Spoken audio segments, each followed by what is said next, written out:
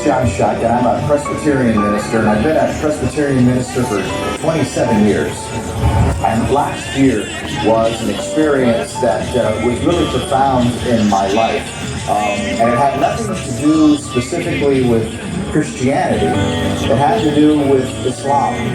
I was able to go to Karbala, Iraq, and actually walk 50 miles from Najaf to Karbala, Iraq.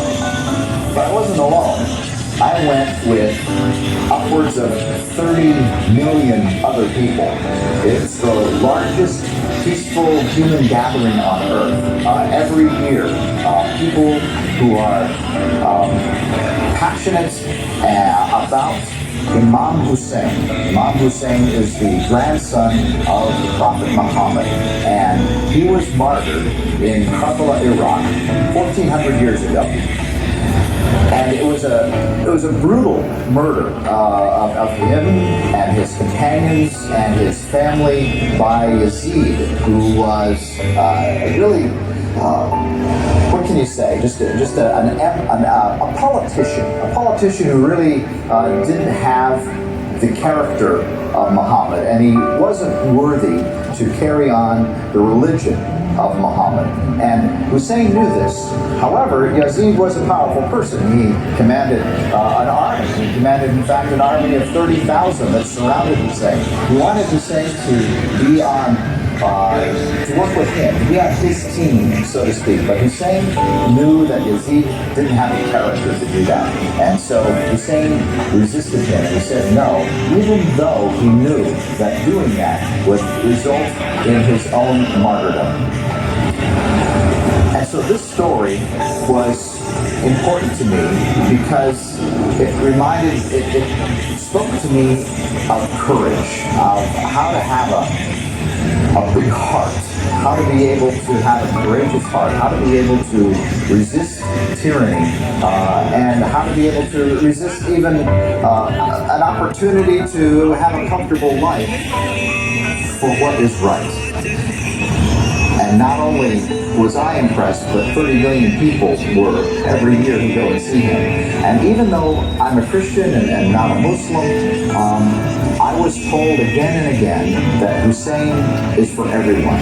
Anyone who is interested in justice, anyone who is interested in truth, anyone who has been inspired to do what is right can find something in Hussein. And as I went and walked with all of these other 30 million others, all along the way there were people who gave food for free. The people of Iraq demonstrated their generosity, their love for all of those who were making this sacred visit to see Imam Hussain, peace be upon him.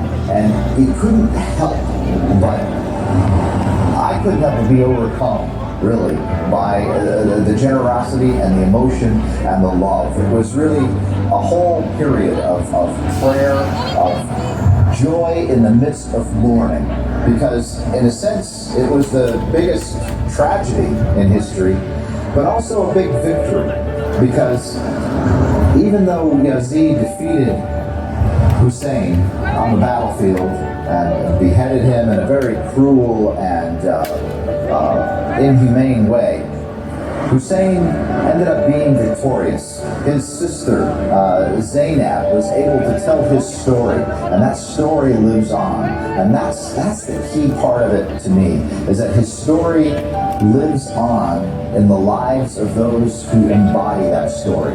And so what I saw in this walk to Arba'in as a Christian pastor was something that's beyond religion, beyond nationality, beyond race and language, but is really a unifying hope for humanity, that we are all on one direction for justice and for truth. And I found that event to be probably one of the most inspiring events that I had in my life. And I'm grateful to those who have kept his story alive and who shared it with me.